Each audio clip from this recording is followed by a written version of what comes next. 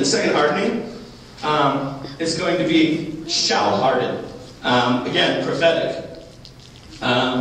So that God may multiply his signs and wonders in Egypt. My notes here are all based on the reason for the next hardening. And I even went to the extent of saying, well, the reason of any given hardening is what it brings right after that.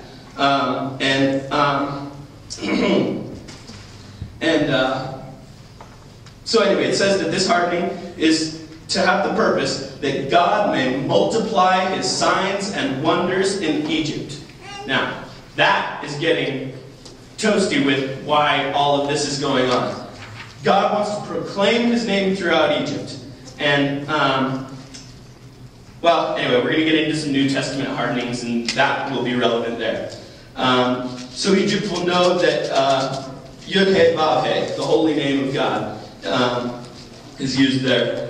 It's interesting because later Pharaoh uses it. But anyway, when I stretch my hand over them. Okay, so this brings on the rod miracle, right?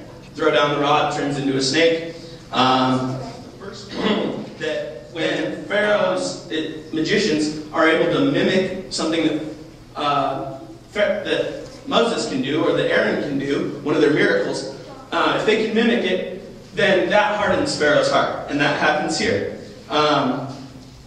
Let's see. Hebrew does not imply directly that any particular person is doing the hardening in this one right here. Now, so far it's just been God hardening, but it doesn't matter who's hardening, because here in a little bit it's going to get weird. So we don't even have to focus on that one, because it is going to get more difficult than not specifying it at all. But anyway, key to notice that every time that Pharaoh's magicians can mimic one of God's miracles, it's always like right under. You know, the magicians throw down their staffs, they become snakes. Moses' snake eats their snakes. You know, and then they can bring frogs out of the river, but I'm sure Pharaoh had to say to his magicians, "Okay, great, can you make them go back?" Right? And they could bring out what else did they say here in a second. But anyway, when we get to any of the magicians being able to do any of the miracles, realize that they can bring the frogs just like Moses could bring the frogs, but they couldn't make the frogs go away, which would have been the only miracle Pharaoh could have been looking for. Right? Oh, good, more frogs.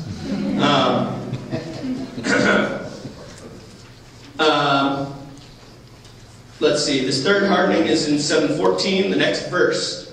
Heavy is the heart of Pharaoh. Hashem said to Pharaoh, refused to let them go. Okay, so far I've got an implication that if it's God doing the hardening, right, and Pharaoh's not letting the people go because of his hard heart, then God's not letting the people go, right? That's not fair, God. It's you that's doing this. You're keeping us here with all this extra work that we have to do now. And that was what the Jews really got mad about. And that was the implication that they were getting from the whole thing. This next hardening says, heavy is the heart of Pharaoh. And that brings blood. It says that his heart was hard, and so he didn't let them go. And so now it's time for another plague. So that hardening brings the blood. Let's see. So 22. This is the third time in a row no hardener is named. 7, 13, 14, and 22. No hardener named again. Not like the first two. The second time Pharaoh's magicians could copy their signs, strengthening in Pharaoh's heart.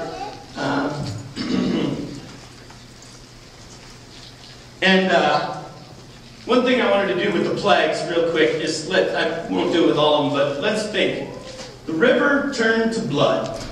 Moses smites the river, boom, right? The river turns to blood. And in the King James Version, it says that the people hated to drink from it. Okay.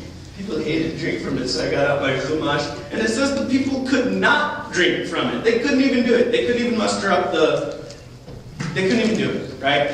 And it's a little more explicit in the Hebrew when you see the way that that's worded. There was no drinking of the water going on. So, this is not just gross.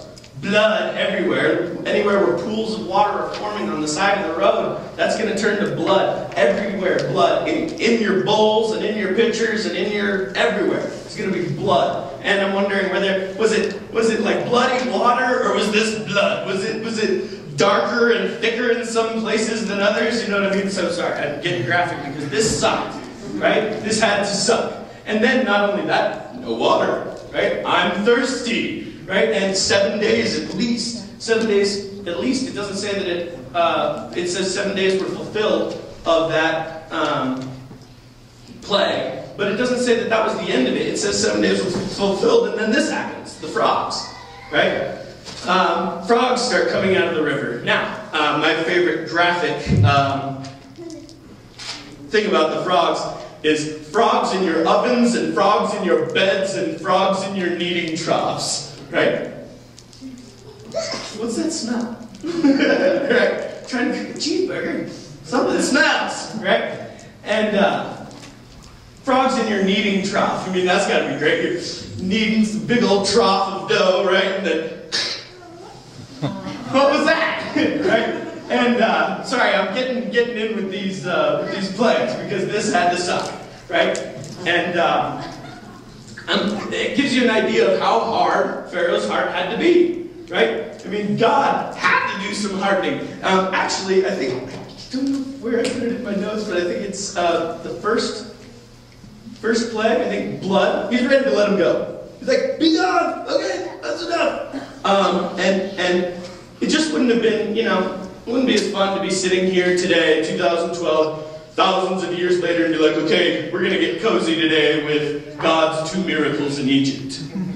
Right? And God knew that. And that's another big reason this hardening is going on. So that his signs and wonders are shown in Egypt. So anyway, the magicians bring out frogs. They bring out frogs. They can't make the frogs go back. Pharaoh acknowledges God and Moses' ability to entreat him. And let's see, he tells him to go to God and get rid of the frogs. Right? And so he obviously is thinking at this point, right here, he's already sissied out. He's already done. Okay, let your people go, just get rid of the frogs. Excuse me.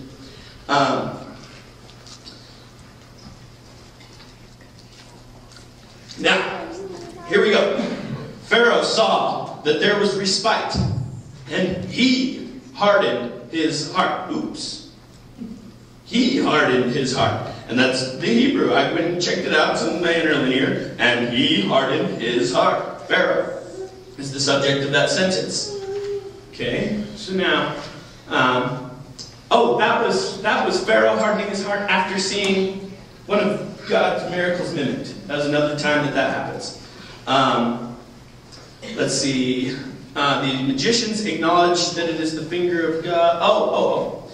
This brings the lice. This hardening brings lice. And the Hebrew word for these lice, is it the lice? Yes. The Hebrew word for these lice, it comes from the root word to dig. And so they probably dug up underneath your skin and they came up out of the sand. And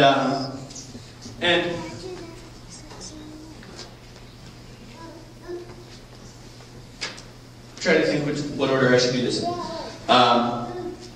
Anyway, so just pointing out more that these plagues suck. These things are digging up underneath the skin of the Egyptians.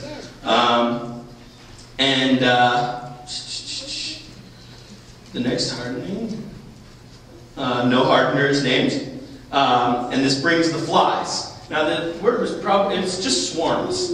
And so there's different people who talk about what that would have been swarms of. It could have been swarms of everything. It could have been swarms of flies and scarabs. But a lot of people say it was scarabs. And the scarabs would have been able to eat through wood quicker than termites. And they would have been all up in your bed. And they're this big. Anyway, gross bugs, nasty everywhere, crawling all over me. For the Egyptians. Anyway.